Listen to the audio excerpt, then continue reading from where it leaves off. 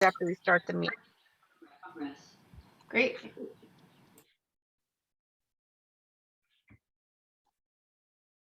All right, I'd like to bring the San Mateo County Harbor District Board of Harbor Commissioners meeting to order. It is 3 p.m. on September 23rd, 2021. Do we do roll call for this, Jim? No, because it's an ad hoc committee, and we can see both commissioners are present. That's good enough for us. And I just want to clarify that this is the meeting of the ad hoc revenue and income ad hoc committee of the Harbor Board. Correct. So the first item is an introduction and review of agenda. Virginia, are you on now? You are. Yeah. Can y'all hear me? Yeah. Yes. So Nancy, From staff, Commissioner Ryring, we have Melanie as the Deputy Secretary. Julie will be presenting on the finance aspect. Of course, myself as General Manager will be presenting on items 2 and 3, which are expanded fish sales and Fisherman's Market and Johnson Pier issues, and then helping us in the background and making sure this runs very smoothly technically is Lizzie Zarowski. Great, thank you. Well, welcome everybody and members of the public that are joining us today as well.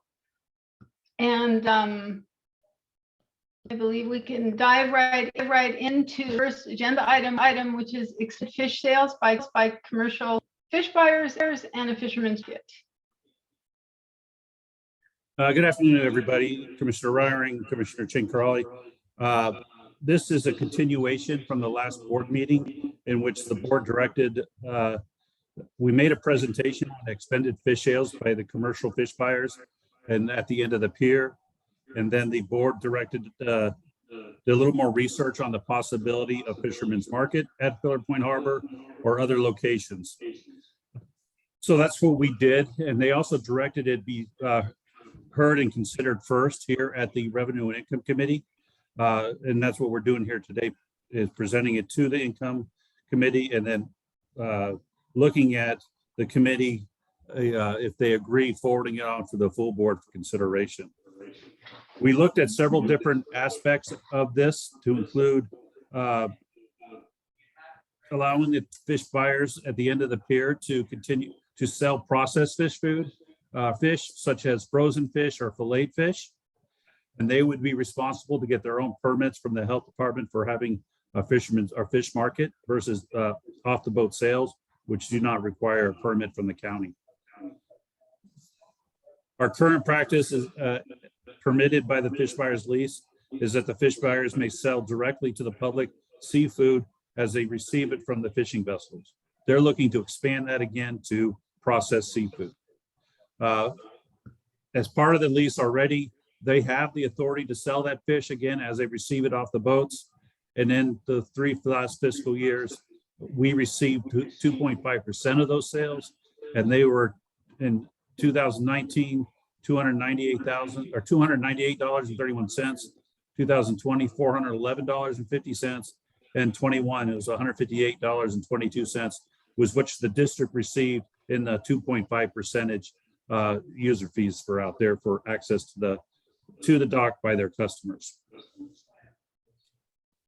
Our recommendation to the board at that time, it continues to be valid if the board approves, or if this committee approves, forwarding it to the board to allow the fish buyers to expand their sales, is that all sales take place from their leased space.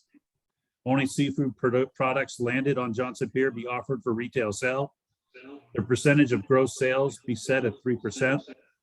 No sales activity take place during active loading or unloading of fishing vessels unless a member of the public purchasing the fish product is escorted by an employee or representative of the fish buyer. And then individual fish buyers are required to obtain their own permits. And they'll require that Fisherman's Market permit to be able to do that. The board then asked us to look a little bit more into fishermen's markets. Fishermen's markets are permitted in San Mateo County and require a permit from the county health department.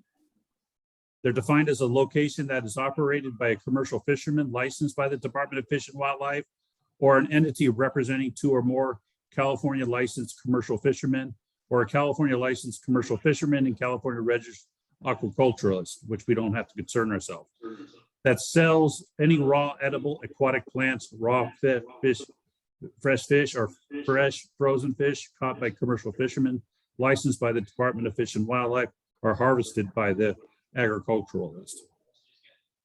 Further, fish sold in a fisher's market shall be raw and may be displayed whole or eviscerated. The fisherman selling the fish at the market shall only sell raw fish that he or she caught legally and was caught by 1 or 2 of the licensed commercial fishermen. So that's basically selling the fish as you receive it from the boats, except for it's at a market versus from off the boat itself.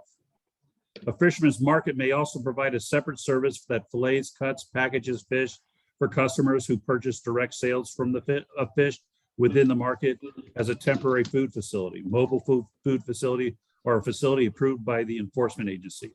A separate health permit is required and applicable for that category to be able to do that processing of the fish. A fisherman's market must meet the requirements to include hand washing facilities, toilet facilities, warewashing facilities, garbage and refuse service, and overhead protection over the evisceration process, food storage, food display, and the warewashing areas. It's staff opinion that meeting the facility requirements of a permit for a fisherman's market is beyond that of a single fisherman in Pillar Point Harbor. However, the option of the district hosting a fisherman's market where individual fishermen could utilize space within the market to sell their product is a possibility. It would require the district to create a space that included all the required services, to include the hand washing, the toilet, and warewashing facilities, plus garbage and refuse service, and a cover. Staff recommends the south end of parking lot A, which is currently a permit-only parking. The parking lot, when not being used as a fisherman's market, would return to a parking lot with the cover remaining in place. It is also envisioned the market would only be established on weekends or holidays. In discussions with the Department of Health, the permit is required by the county for the fisherman's market, as well as a coastal development permit. If the district establishes that fisherman's market, it would greatly improve the safety of Johnson Pier by removing thousands of visitors to the harbor who visit the harbor for purchase of food or fish from the docks and entering Johnson Pier. The district could also benefit through the percentage fees charged on the gross sales of the market. The possible options staff considered in presenting this to the committee today: option 1, which I've read to you already, we're authorizing the fish buyers who lease space at the end of the pier in those conditions. Option 2, continue to explore the possibility of a district establishing a fisherman's market and bring it before the board on or before December 15th for consideration. Option 3, provide space for individual fishermen, fish buyers to establish a fisherman's market. Option 4, do nothing and remain at the status quo. Option 1, 2, and 3 are not exclusive of each other. You can approve or recommend option 1 and 2 or 1 and 3 if the committee so desires. My opinion is we continued until the fisherman's market is established. We authorize option 1 and also option 2 to explore that possibility of a fisherman's market and bring it back to the board for consideration. Barring any questions, that's my report. Jim, can you option 3 again? Option 3 is to provide a space for individual fish buyers to establish a fisherman's market, but that would require each fisherman to get their own permit. And they also, for the district to establish all those services that are required, such as the hand washing, the restrooms, a place to wash their tools and utensils. Got it. Thank you. Jim, so for option 3, do we have I guess the resources, not, I don't mean financial resources, but access for like the health piece of this that you just kind of outlined? No, Or we have don't right that? now. The district would have to invest in additional areas to wash their hands and additional areas to wash the utensils, and then to be able to do that. And also So provide the just out of garbage service. curiosity, how long would something like that take and how much would that cost? And maybe, you know, we never gave y'all direction, the staff direction to even look into that. But I mean, at this point, since we don't even have those facilities up and running, and that we don't even know what the cost is and, you know, how much we would need, I don't know, I kind of hesitate to even look at option 3 as an option at this time. Option 3, staff's not recommending option 3. Right. It's being provided as an option, but to make individual spaces for the fishermen to set up their own fish market, that would be very cumbersome with really not setting up what I envision the district, if the district did the fisherman's market, is a single professional, clean and Right. sanitary fish market with the proper coverings, not the temporary coverings. And initially we can put up, you know, sails on steel poles for the covering, which is not as expensive, but hopefully down the road, be able to put up a hard cover and solar panels on top, and those can be used to charge our electric fleet as we replace our vehicles. Right. So, So okay. option 1, authorizing the fish buyers to lease space at the end of the pier, that's a short-term idea. I'm taking it, since staff is recommending option 1 and 2. Is it your thought that the option 1 segue into our getting the permitting and having the money available for option 2? Yeah, option 1 is what the fish buyers have requested. They requested to expand their sales. Those requirements we'll work with them on. But when the fish market's set up and running, my expectation is that that process, when the fish market's open, they'll have a space at the fish market. But again, that will have to be negotiated with the fish buyers at that time and discussed with the board. Well, So- is there a way for us to record what staff is suggesting, and also ask that option 1 be couched in terms of a short-term solution? Because if we do move into option 2, we want to make sure the fishermen come along. That could be an option that we put into the staff report to the board for the October meeting, yes. Right. We So, can also okay. ask for, I know we have fishermen represented in the audience today. We may be able to ask for public comment on that question. Right. So I was going to say, I mean, we can take public comment, but I do have a question though. So this would basically be just an expanded use of their space at the end of the pier, it sounds like, right? Yes, they already have the authority to sell Right. to the public. This is just an expanded services that they want to provide. Right. So I kind of view it as a little bit independent of this other fish market concept that we're going to look at, which I think would not be daily, but you know, like I don't know, it's almost like a farmer's market, right, Jim? I think that would be the concept, but a fish market, an open fish market run by the harbor district, which I think is independent of what option, I think it's option 1 is, right? Which Yes, is, and I think that during the high season, the crab season, you have it a little bit every weekend. And the high right, season right.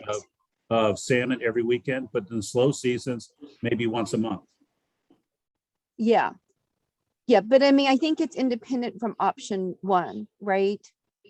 It could be, yes.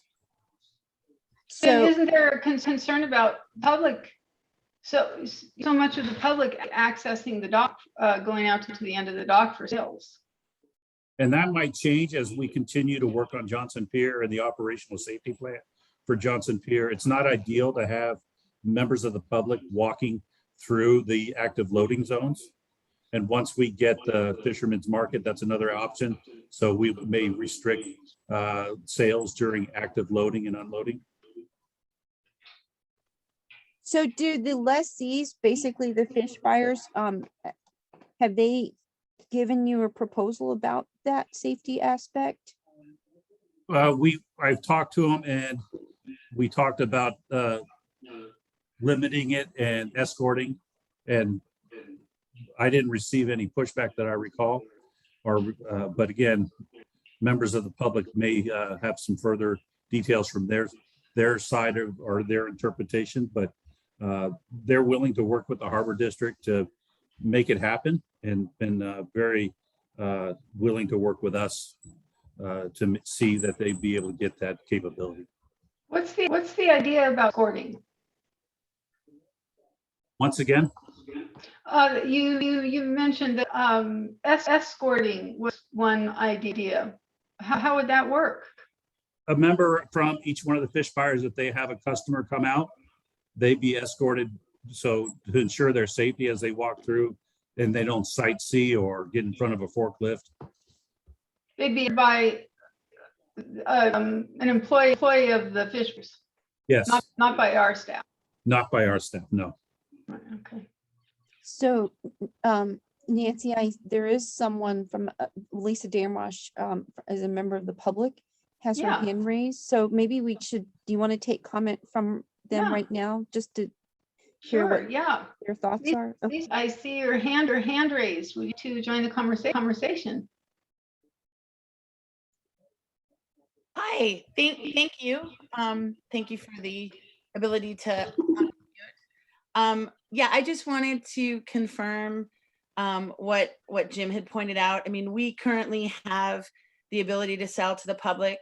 We have exercised that right per our lease historically from time to time. We obviously, as a company that does offloading, we don't sell to the public during active, busy offloading time. It's not conducive to our business to do that. It's not good for our fishermen or our employees. We're trying to get other work done at that time. What we're looking to do is just expand the product line that we have available to the public, taking the fish that we are unloading from our local fishermen and taking to our offsite facility that is already health department approved and processed, and then bringing it back actually packaged so we don't have to worry about the issues with, you know, coverings and things like that, and offering the consumers at the harbor the ability to buy already processed product. It's not changing anything else as far as how we operate. And we did put in our proposal that we're certainly willing to work with the harbor if there are restrictions on times or places or escorting, you know, and whatever we need to do as far as safety, we're open to that. We just, when we are open to the public, would like to expand the product that we're offering. And it's been happening out there for years. Other tenants are already doing it, but it's not stated in our leases that we can do it. So we wanted to get permission rather than forgiveness. And that's why we're asking. Thank you. Sure. Any other questions, let me know. Thank you. So Jim, when Lisa says that other tenants are already doing it, she's talking about off the boat sales. Is that right? I can't put words in Lisa's mouth, so, but I do not believe it's other off the boat sales. Oh, okay. Lisa, I'm still on. Maybe you could answer. You mentioned that there are fishermen who are already doing this.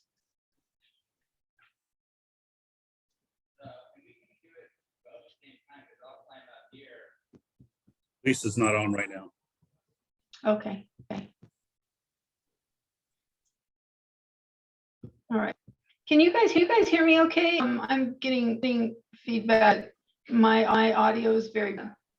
We received a little bit of feedback, but you're I understandable. can't hear you at all. Okay, I can hear, hear the feedback as well. Can you hear me, Nancy? Yeah, is this better or not? Good. No? Shoot. We can hear you. You just, it's a little bit of reverberation, but we understand you. Okay. Is this better? A little bit. I don't know. Can you hear me, Nancy? I hear you. Sorry. Let me know if there's feedback or something weird. I'll log off and get on my phone instead. Okay. So wait, so do you still have, I don't know if Lisa could hear you, but that's a good question. I don't know, Lisa, if you're there, can you, oh yeah, she has her hand raised. Can we Sorry, unmute? can you her, hear me now? please? Can you hear Yeah. me again? Yes. Sorry, I was answering you, but I was back on mute.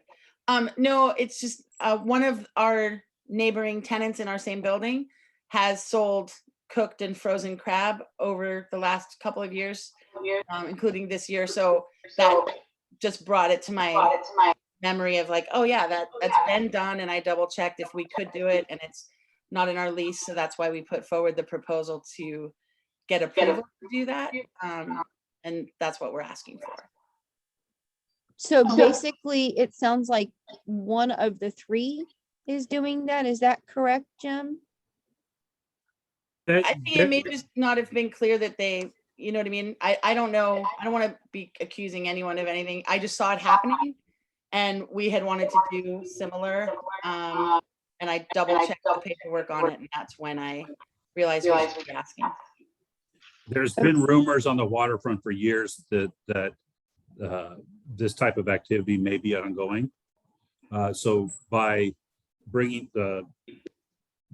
Morningstar bringing this issue to the board, or bringing it to me and to the board, we'll highlight the requirements, and all three fish buyers will have the correct permission if we allow it, and then also ensure that the district gets their percentage for the access to the pier by their customers.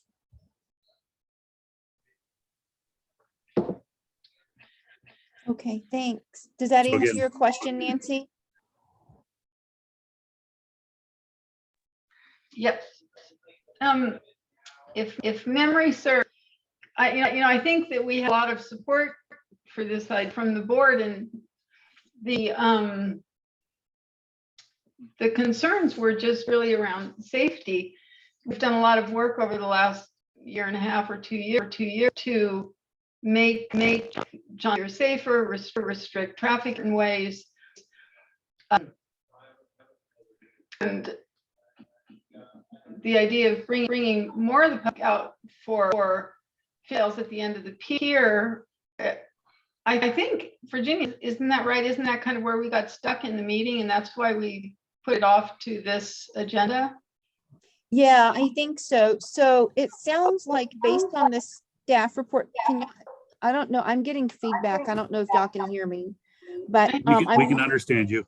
okay, so I'm looking at the possible options, and I think for me, I would be willing to look at options 1 and options 1 and 2, and move that forward to say that the Revenue and Ad Hoc Committee would like the board to, well, we recommend that the board approve those 2 options. I think that there's revenue generation involved here, which is always good for us.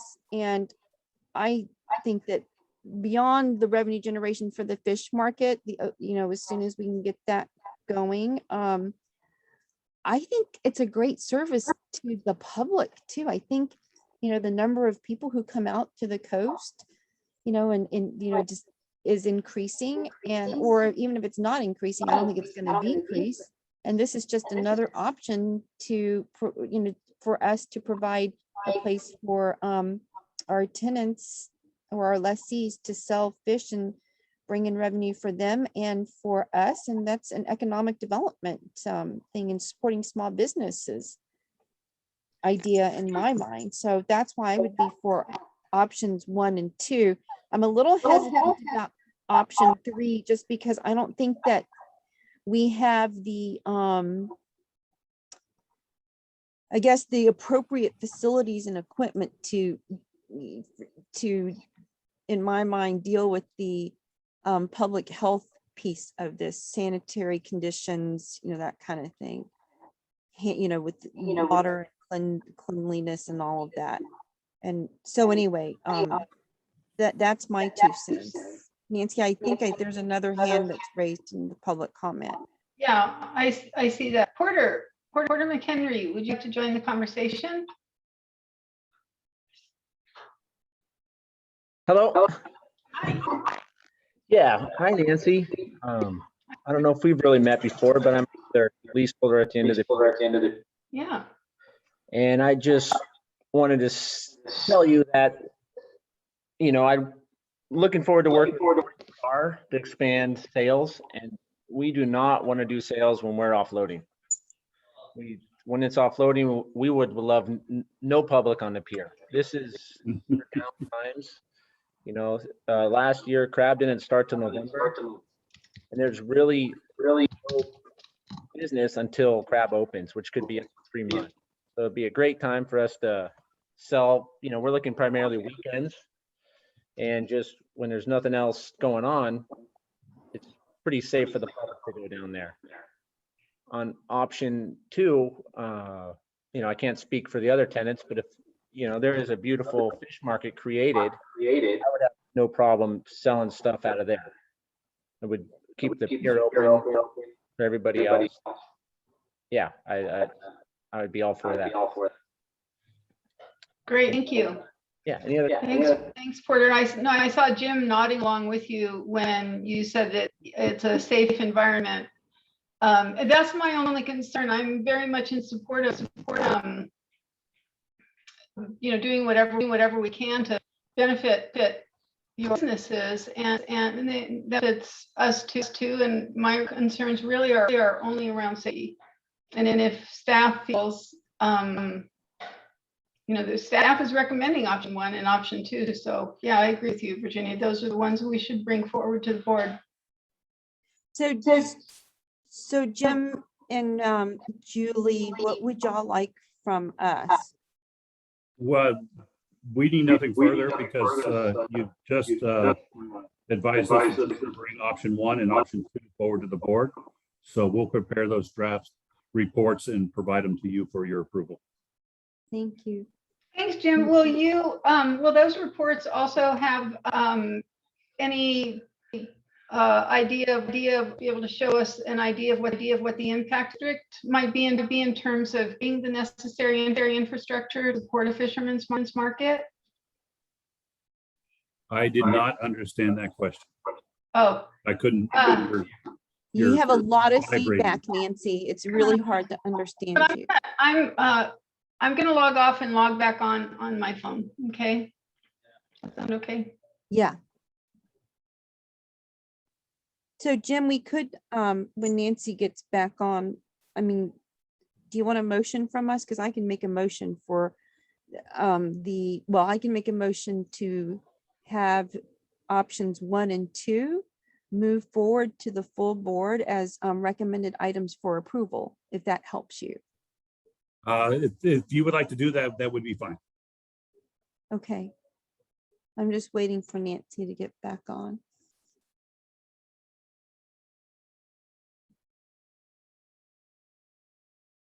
Are there any public comments?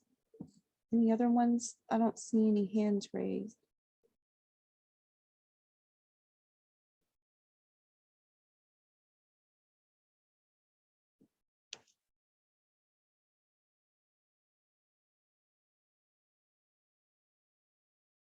Nancy, Hi. you have to, Hold on. You have to turn one of your systems down. you have to turn the other one off, Nancy.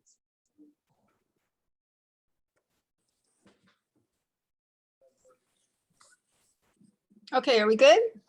Perfect. Yes. Oh, gosh, sorry about that. Okay, good. Yeah, my question before, Jim, was when you make the report for the board, will it include an idea of what the cost will be for the infrastructure to support a fisherman's market? Yes, Thank you. that's my hope. Yes, that I plan on trying to figure out and give rough estimates on the cost of building the fisherman's market and what will be needed. Okay, great, great. All right, terrific. or at least John will be doing that. Okay, that's, that's great. Thank you.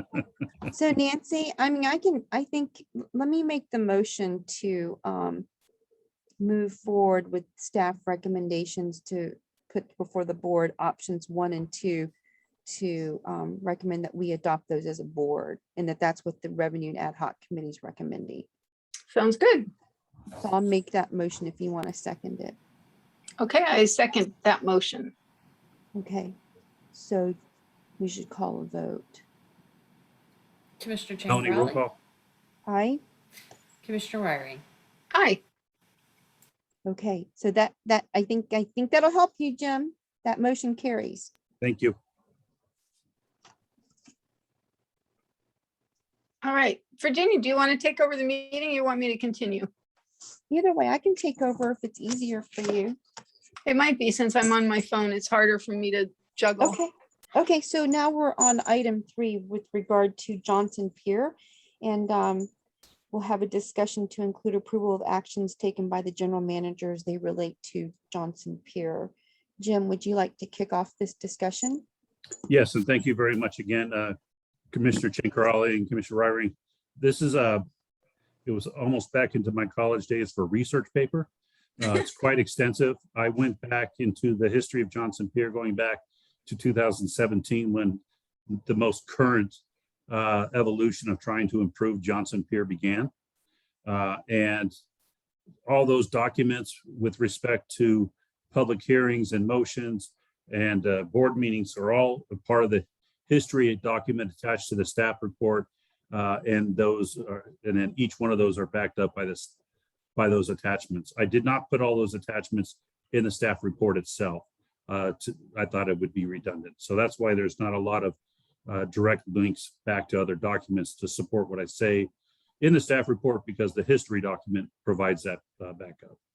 Today, I'm presenting to this board or this committee and asking you to forward for consideration by the full board the following: approve the general manager's decision to restart the design and engineering efforts in accordance with the original professional service agreement executed on March 21st, 2019.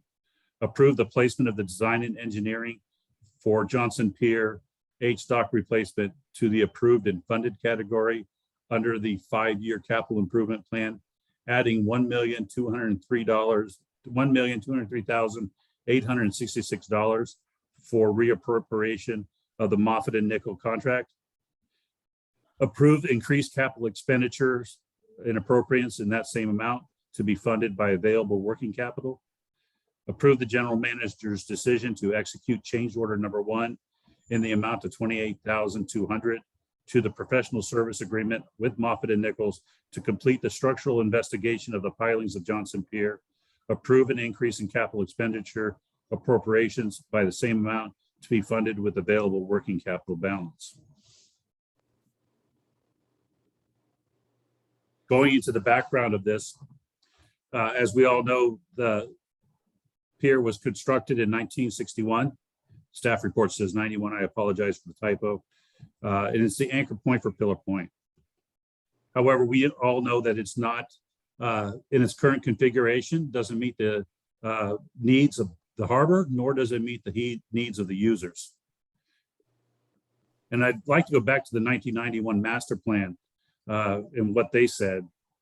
Existing uses of the pier conflict and create congestion and unsafe conditions at the shoreside area of the inner harbor. Fishing has been prohibited on the pier to relieve congestion, and fishing pier constructed at the east inner breakwater. However, further measures are still needed. Pedestrian visitors often enter commercial berths since access gates are unrestricted, thereby causing conflict between commercial fishermen. Parking on the pier by commercial fishermen accessing the berths constricts to one lane and limits truck access to the pier head to one truck at a time. The configuration of the existing pier head poses limitation for fish buyings located there. Overcrowded building space, inadequate work area, inadequate boat and truck docking space cause operational delays for the fish buying operations since all buyers can't operate simultaneously. turning and backup space for large trucks is inadequate, resulting in awkward and somewhat dangerous activity in backing each truck the length of the pier to reach the pier head. Trucks waiting in the parking lot to access the pier block access to the existing boat launch ramp and create potential liability problems. That same statement verbatim almost can be placed in the current master plan we are developing. So nothing's changed to the safety of that pier since 91 or the workable space. And it's only gotten more restrictive since 1991. In 2021, 30 years later, again, the problem's the same. Activities significantly increased. Off the boat, this was before off the boat sales, which happened today. And in December 2019, recognized Johnson Pier needed major renovations and reconfiguration. The board authorized the issuance of a request for proposal, which they got responses for. And they then further authorized the general manager to issue a work directive in the amount not to exceed 1.3 million to combine H-Dock project into the Johnson Pier reconfiguration project. On March 21st, 2019, the interim general manager executed that work directive for Johnson Pier H-Dock project. However, during the development of the 2021 budget and 5-year capital improvement plan, it was noted the district had multiple capital improvement projects underway or planned, but lacked the funding available to execute them. The total identified need for funding was 48 million, and the funds certain to be available were about 14.5 million. To enable the district to focus and complete projects with available funding, projects had to be prioritized. Staff, using the following considerations, developed an initial list of projects and recommended for funding. We asked the question, is the project required by legal obligation or other agreement? Does the project have high public or environmental benefit? Does the project enhance safety or provide district-wide benefit? And finally, the cost of the project. We hosted a public virtual community forum on May 14th, 2020, and reviewed staff recommendations and seek public and stakeholder input. Then on July 24th, 2020, after considering staff's recommendation and input provided in the May 14th community forum, the board adopted the 2021 capital improvement plan as follows, and approved several capital improvement projects that are listed there, but also approved projects, but did not fund them. One of those, the second project was Johnson Pier reconfiguration, H-Dock, fuel dock replacement. So the board approved it, but did not fund it at that time. So it was put on hold pending funding. May 19th, 2021, taking into consideration the configuration of Johnson Pier, multiple pier users and public input, the board approved Johnson Pier operational safety plan. So we improved the safety that way. The plan significantly improved safety. It significantly limited parking and access for people on the pier. However, it's only a temporary measure, and the safety and operational capabilities of Johnson Pier still need to be addressed. Major modifications to the pier are needed to meet the needs of the harbor. In May 21, as part of the master plan development, we conducted a survey of Johnson Pier, or had one done. That material condition survey noted that we had pilings under Johnson Pier, mainly at the pier terminus, that were cracking and showing signs of severe stress. So looking into that, and for the safety of the pier and the safety of the people who work there, I authorized the contracting Moffitt and Nichols under their current contract to further investigate and do a full study of the pilings and give us weight limits for the pier and recommendations for improvements. That is undergoing right now. And we're hoping to get the results very soon from them, and we'll take action on that. To address the issues identified in the concrete piers, you have the picture there that shows you that they're cracking. I thought it to be an emergency purchase because of the severe cracking that we can see. So again, I authorized that contract to move forward. An additional action that I took on June 28, 2021, I authorized the funding to be resumed for the design and engineering for Johnson Pier expansion and H-Dock replacement project for the purpose of qualifying for grants which cover permitting costs, NEPA, and 35% design and engineering. To qualify for these grants, the project must be shovel ready and with design and permitting complete. Because the project was placed on hold in the budgeting process, the decision to restart the design and engineering needs to be a board approval, and the design and engineering phase moved into the approved and funded portion of the capital improvement plan in order to qualify for these grants. So again, after all that, we're recommending again that you recommend to the board that my decision to restart the design be approved. And I'll read out the whole thing so you don't have to repeat it in any motions.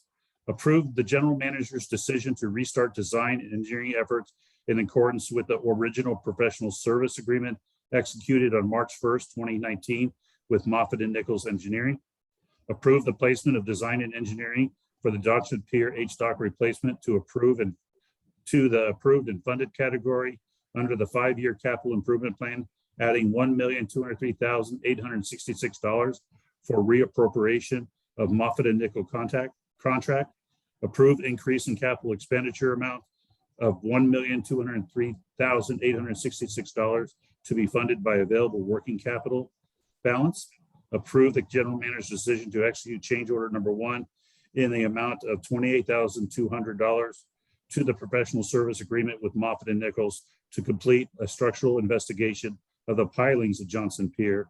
Approved increase in capital expenditure appropriations of $28,200 to be funded by available working capital balance. That's my report and the committee and staff recommendations, and I'm available to answer any questions. Nancy, do you have any questions or comments? I mean, I we don't, have, for me, this is really straightforward and I'm ready to make a motion on it. okay, well, we do have a hand raised from a Oh, public good. comment. Yeah, So I I'll can't take see public, that. yeah, no worries. I'll take public comment right now. John Olam, you have 2 minutes.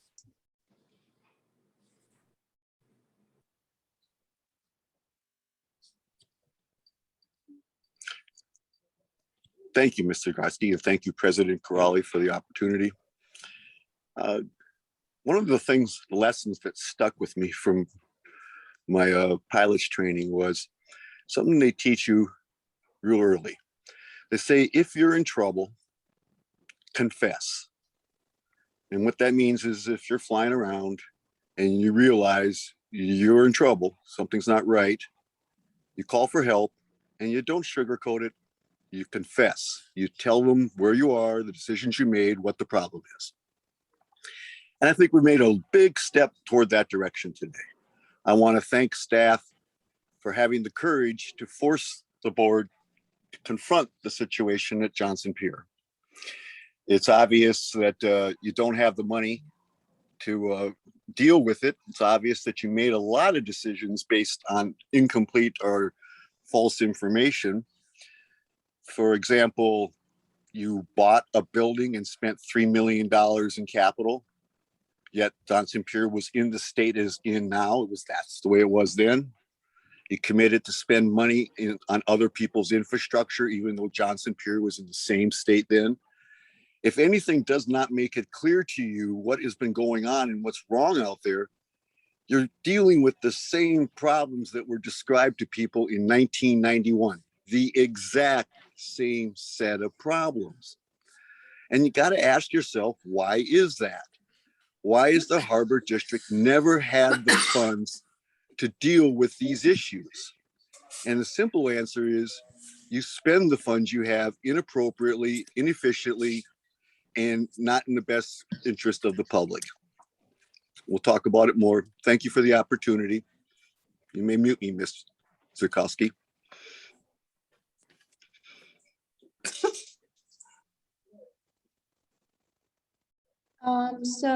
This public comment is still open. If there are any other members of the public who would like to speak, please raise your hand. I'm going to close public comment for this item. Nancy, I think that you had a comment, or I didn't know if you had any questions or comments for Jim and the staff. Oh, I don't have any questions. I just wanted to make a motion that we Well, let me forward. make a quick comment then before you Yeah, make your motion. Go ahead. I want to thank staff too, and I want to thank this current board for doing the hard work that is finally being done.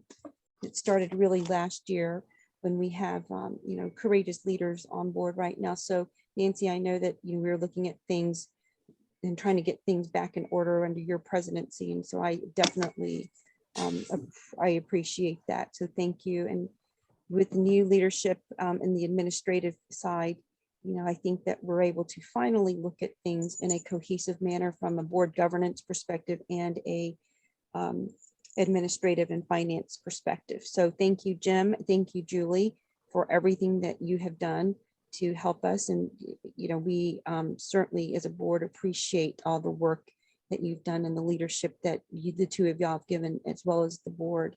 So that's pretty much the comments I have to make. And thanks, Jim, for this staff report. And I have a feeling I'm going to agree with Nancy. So Nancy, make your motion.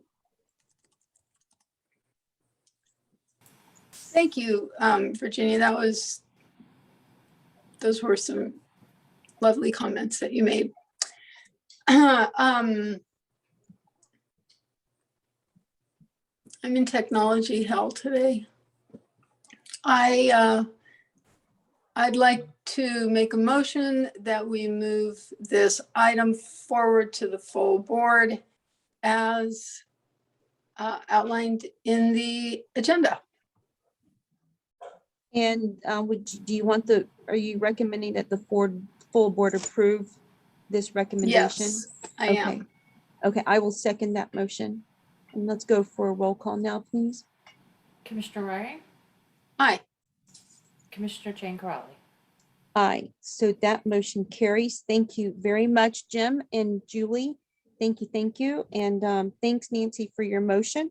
So we'll move on to item 4, which is finance discussion to include adjustments to the 2021-22 capital improvement plan.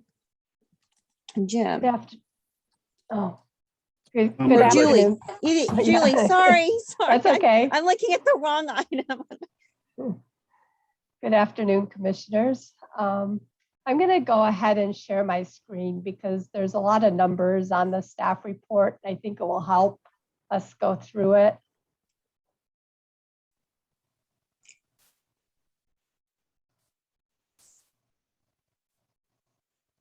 Julie, I just want to say thank you for all your work on this staff report and all the things that you're doing for us to look at our options and, just getting things in order for us financially. This is a lot of work. You've put in so much time. Thank you. Well, and thank you for your support. I appreciate it. So in the Harbor District budget, we had different sections in the capital improvement program. And I'll go through this and discuss the options to consider. And the end result would be an amendment of the capital improvement project section of the 21-22 adopted budget. Also in the staff report is a discussion of funding options for projects that don't currently have identified funding source. So I'll just go through quickly what we have already funded. And that's the Tenant Row, Catch Joanne Tenant Row restrooms for $800,000, the RV park restroom and green space improvements for $1.3 million, Oyster Point Marina survey of the docks is $100,000. The replacement of docks 12, 13, and 14 at Oyster Point, $6.5 million. Surfers Beach Restoration Project, $3.8 million. West Trail Shoreline Protection, $3.7 million. Enterprise Planning Resource System, $900,000. Replacement of vessels and vehicles, $1.3 million. Master Plan, $400,000. Construction of admin building, $2.2 million. And I'll get into adjustment on that shortly. Oyster Point Marina replacement of navigational aids is 300,000, and those are all rounded, obviously, to come up with a total of $21 million of funded projects. The next section of the CIP report was that we identified projects that we didn't have identified funding to go along with that. And that included Pillar Point harbor replacement of GF&E of 9.6 million. We talked a little bit about the Johnson Pier reconfiguration of 15.4 million. And that amount included the unfunded portion of the design and engineering contract that Jim just talked about. Pillar Point Harbor parking lot improvements of 700,000. Oyster Point Marina West Basin access ramps of 1.3 million. Pillar Point Harbor launch ramp of 1.7 million. Pillar Point habitat restoration of 400,000. Pillar Point coastal trail improvement of 200,000. Oyster Point Marina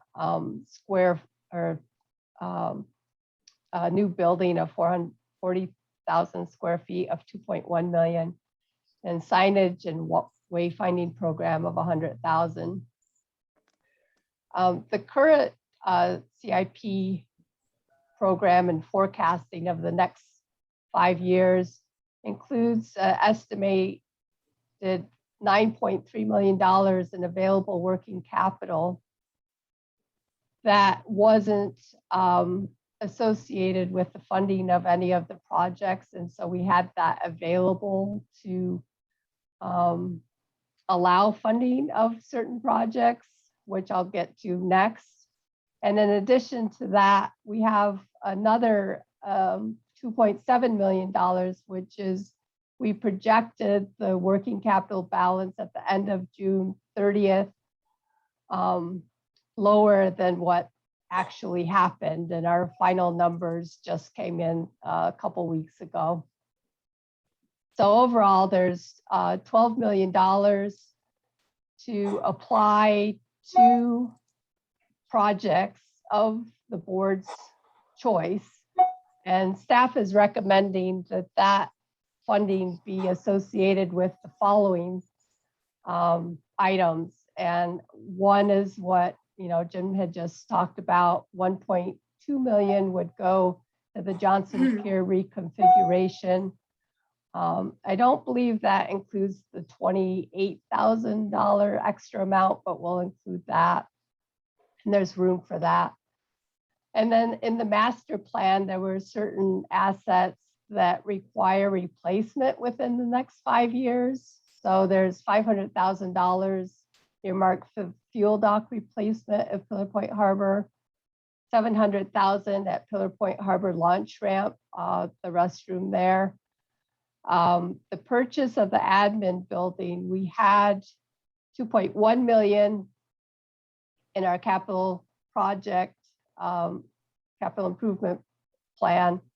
And the board approved spending of 3 million. So the difference is the $800,000 shown here.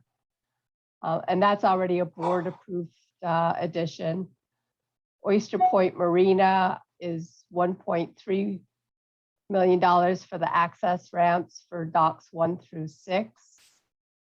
The shoreline rock slope protection was a master plan addition of $750,000. Pillar Point Harbor replacement of dock G, F, and E, the engineering design portion of that would be $600,000. Pillar Point Harbor parking lot improvements, $680,000, which is unfunded project from the list above. Also, in addition to that, the habitat restoration of $400,000 and the Pillar Point coastal trail development of $200,000, and the signage and wayfinding program of $100,000. The board also approved additional funding for the West Shoreline Protection Project at our last meeting of 1.2 million.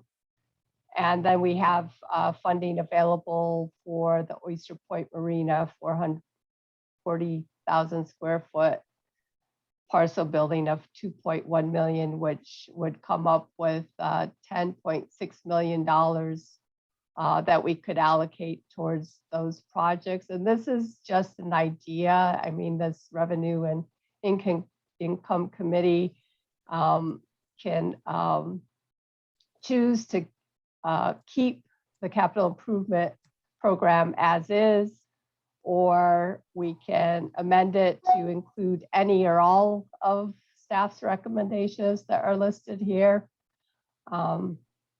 These were just the projects that we had available funding for that we could fund based on the estimates of those projects to date.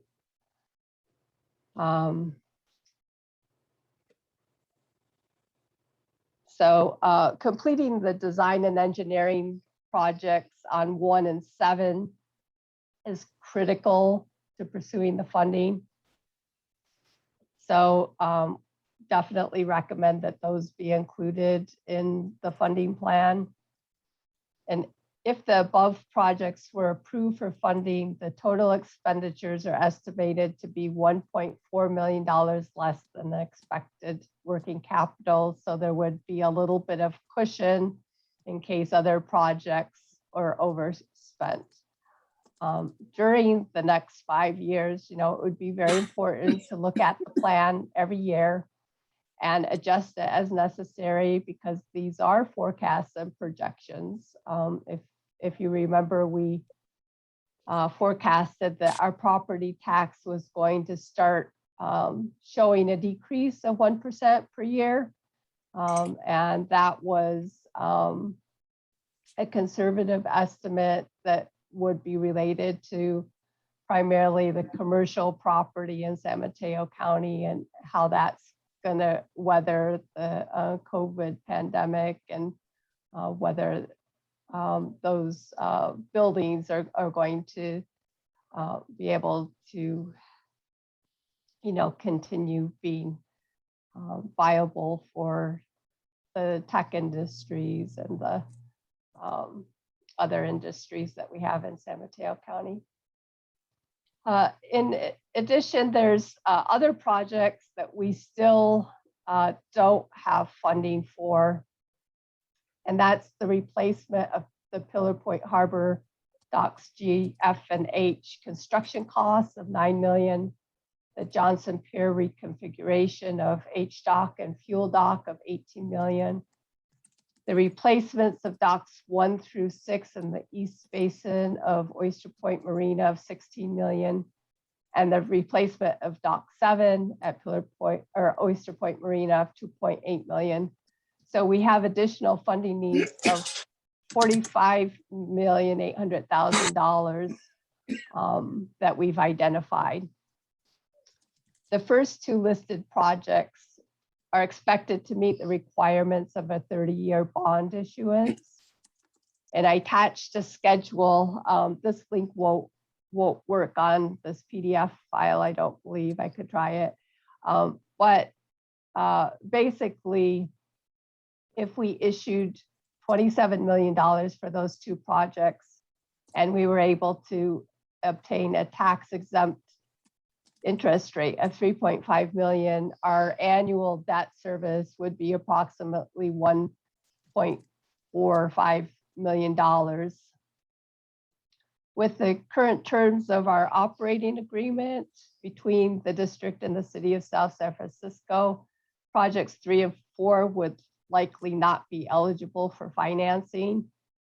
And the one project that hasn't been addressed yet is that the board has discussed that Tenant Row may need to be replaced.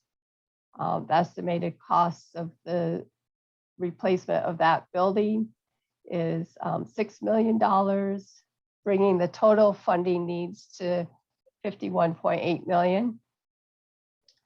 The preliminary budget 5-year forecast, we're talking about basically cash forecasting when we talk about working capital available, and it's really a cash forecast. So in year 2024-25, we had cash balance available of $450,000.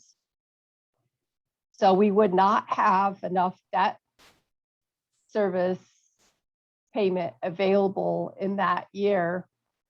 And what that would mean is that we would have to figure out how to either increase our revenues or decrease our costs or get additional grant funding, and a combined total of $1 million by the year 24-25.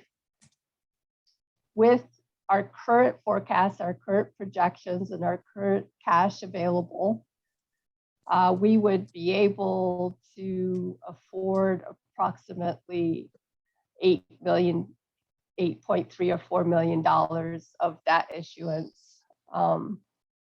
And that the annual debt service would be that $450,000. The one option that isn't in the staff report that we haven't really talked about is if the district were to ever consider putting something on the ballot to be considered by the voters of San Mateo County to fund bonds into the future. But my understanding is that that's a very difficult process to go through, and a lot of times the voters don't support bonds, but that is something with the board's direction that we could look into further. Just as FYI, we contacted the Division of Boating and Waterways because they have programs regarding loans, and they're currently charging 4.5% interest on their loans. And they said that Oyster Point Marina projects would not qualify for that funding. And this is something that we don't recommend at this time because it looks like it would cost us more money than going out into the public bond market. And so to move forward with any debt issuance, we would need to complete the preliminary engineering for the Pillar Point Harbor docks and the Johnson Pier configuration, and then get all the permits in place. And within 3 months that we would issue an RFP for bond counsel and financial advisors. Those financial advisors would help us through the preparation of official statement, rating agency presentations, the analysis of the different options of the bond issuance and of placement of the debt.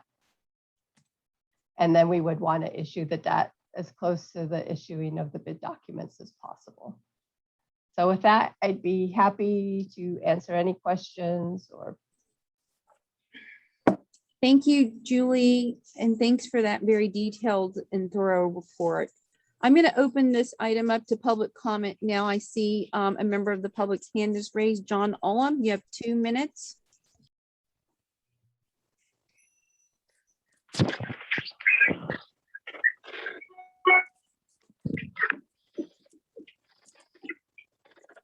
Thank you, Mr. Kowski, and thank you, President Corrali. This is the second half of the courageous part that's being displayed by staff currently. There is no courageous aspect to the way this board or any political body votes. And for Ms. Corrali to try to bask in the glory of the mess that she helped create, that the staff is now pointing out how to deal with, well, it's pretty indicative of who she is. At any rate, I see you're now talking about taking on debt. There is realistically no other option for you. You've got to put yourself into such a corner with your agreements with South San Francisco. Your need to empire build by buying the building that you're currently in and talking about building another retail complex when you haven't discussed maintaining and rebuilding the one you have. If there's anything about that proves this board has no courage, it's the fact that this meeting had to occur. that your staff had to come out and tell you, A, just how bad things are and might be worse, and B, point out to you, you ain't got no money to pay for it. You can barely borrow money to pay for it because your finances are so screwed up. You stopped the work necessary to obtain the grants that you yourselves have claimed you were relying on to fix Johnson Pier. It took the district manager to have the courage just to restart that process and put you in the position of denying him that. I mean, that takes courage, Miss Corrali, because you can fire him. And there's a good chance that's what's going to happen to him in the end. But at least he remembers who he's working for. And it's certainly not you. It's for the people of San Mateo County. Thank you for the honesty, staff. Really appreciate it.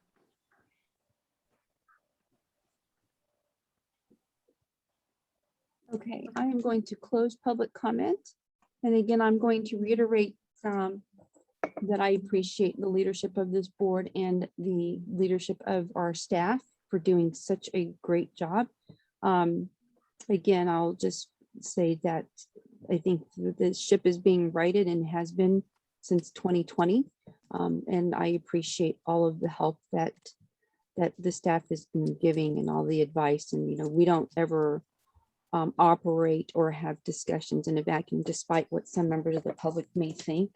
But I just want to thank everyone who has been instrumental in getting us here to this point. Commissioner Ryring, Nancy, do you have anything you'd like to add? I want to thank Julie for organizing this debt financing report in such a clear way, as she always does. Wow, one of our biggest challenges on this board and many boards is juggling competing needs. And I think that we've been doing an excellent job of that the last couple of years, especially since General Manager Jim Pruitt came on board, and with our excellent staff. So much appreciated. Julie, I do want to ask you, at the bottom of the report, you have two attachments for debt payment schedule. One's a loan calculator for the future with a loan amount of 27 million. So I'm assuming that the loan calculator in the amount of 8,350,000, that's for our currently approved CIP. Is that correct? So in the year 24-25, our 5-year forecast shows that we will have $450,000 available to spend on debt service or spend on something. That's the revenues exceeding the expenditures by for that 450,000. So that's what we would be able to afford for our annual debt service in that year if the forecasts are correct, which they're going to be adjusted next budget cycle. Right. And that affordable is what if we went right now out for a bond, they would look at those forecasts, what we're forecasting, and they would say, okay, well, you can afford this much. And we would, more than likely have to say that we would use our future tax revenue as a means to pay all of our future debt service. So, if, for example, we found a brand new funding source that was giving us $1 million a year extra, then we could afford that $27 million that we would need to borrow to do both the pier and the docks at Johnson Pier. I see. Does that make sense? Yeah. Did I explain it? Okay. Yeah. Thank you. So I have a comment to make, Nancy, when you're done. Yeah, no, go ahead. So Julie, thanks again for all of your work, and actually not just for this year, but for previous years. The previous finance, I think that we're actually in good shape in terms of, looking at potential debt, a debt issuance, because we've paid off all our debt and we paid down at least 50% or 50% of our unfunded pension liabilities. And, so that was from a past finance committee recommendations with Commissioner Mateusz and I on that finance committee.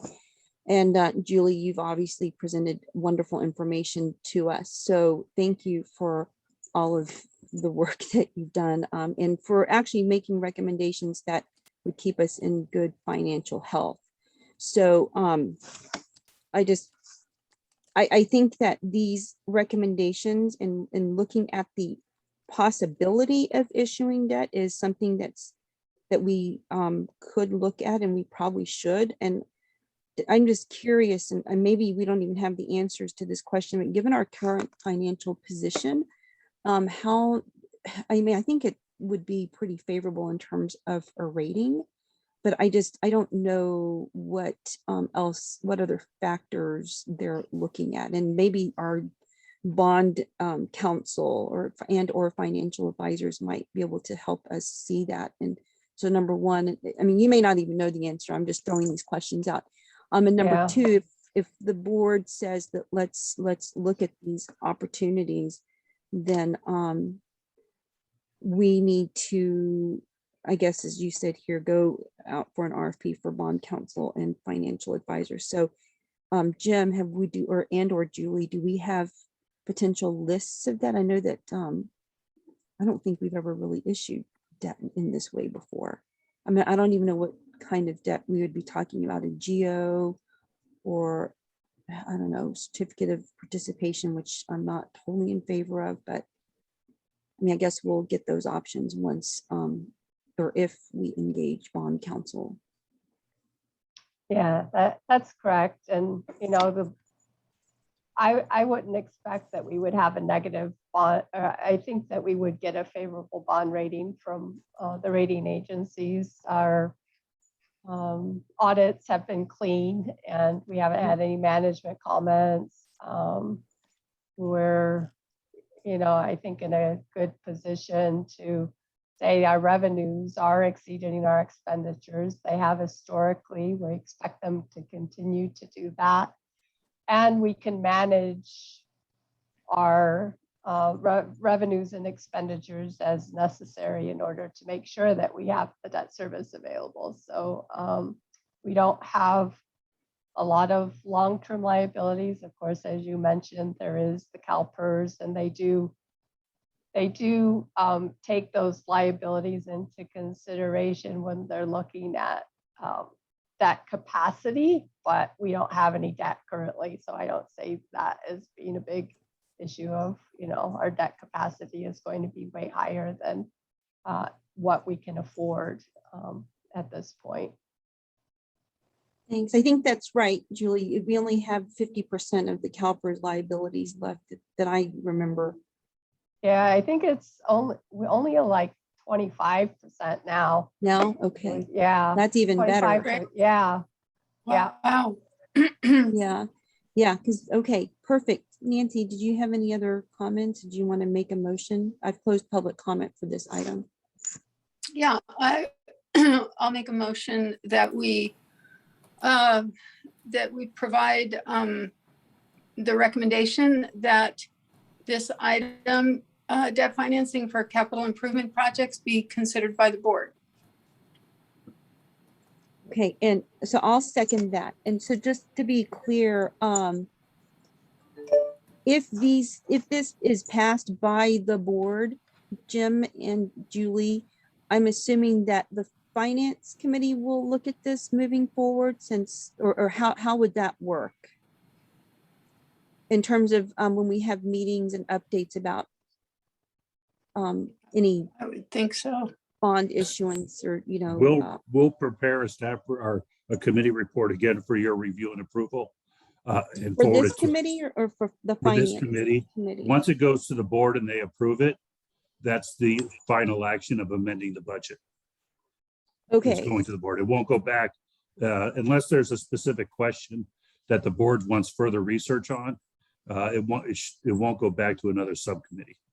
okay. And then one last question with regard to some of the grant stuff, the grants that we've, the outstanding grant requests, if we get those, and it sounds like we're getting one of them, how will that affect this situation?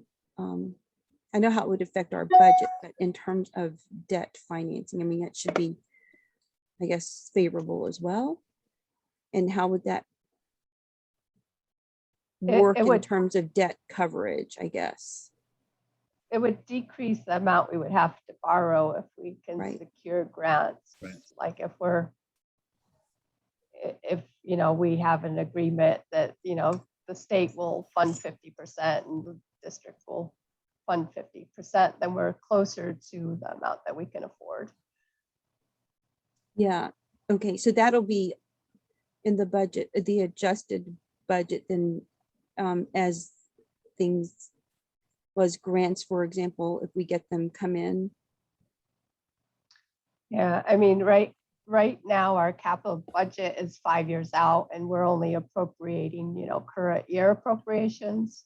Yeah, Moving those forward, because they're crossed years. But this is all just a plan at this point, and it can change, at any time the board directs us to change the direction or, update the forecast or whatever, Okay. but okay. Well, so there, it go on, doesn't- sorry. sorry, it doesn't need to happen this fiscal year, I guess is what I'm saying. We should get all our design and engineering contracts going and the permitting, and then look at a forecast and funding at that point would be my recommendation. Okay, thanks. And one last, big thank you again, Jim and Julie, for helping us, be as a board to be focused on the things that the whole board has prioritized in managing the public's money rather than going off on other personal agendas or competing agendas. So Nancy, you made a motion and I seconded. If there's no more discussion, we can do a roll call. So do you have any last words to say, Nancy? Oh, no, I think this is a very important piece in what we're putting together for the district for the next couple of years. I'm really excited to see this. Okay, great. Then roll call, please, Melanie. Commissioner Chang Crawley, Aye. Commissioner Ryrie. Aye. Okay, great. So Jim, you've got all of the direction that you need for our October board meeting, right? Yes. Okay, I just great. want further comment. I'm sure you know already, but the board, the San Mateo County Harbor District was just awarded today from the Coastal Conservancy $222,000 grant for the RV restroom project in green space at Surfers Beach. So that'll have a positive impact on that project. And that is Fantastic. why I was asking those questions. I did see that email from you, Jim. I think it's Or 212. Yeah, $212,812, a grant that's going to be focused on Surfers Beach restroom project that the Coastal Conservancy just awarded us today. So thank you, Julie and Jim and John, I think John Moore, for working on that and helping us get that grant. And also if you can thank our consultants at California Consulting, that would be fantastic too. I think they had a hand in this, right? I will. Yes, thank you. Okay, so any other comments, Nancy? No, thank you so much. Yeah, that's really good news today. Yes, thank you. So I just want to thank everyone for attending and to thank Lisa and Porter for their input on the one of the items for today with regard to the fish buyers selling fish off their side of the pier. So if there are no more questions, I'll entertain a motion to adjourn. So moved. I will second. Roll call, please, Melanie. Commissioner Ryrie, Aye. Commissioner Chang Crawley. Aye. So thank you very much. And this meeting is adjourned at 4:19. Thank you. Thank you, everybody. Thanks.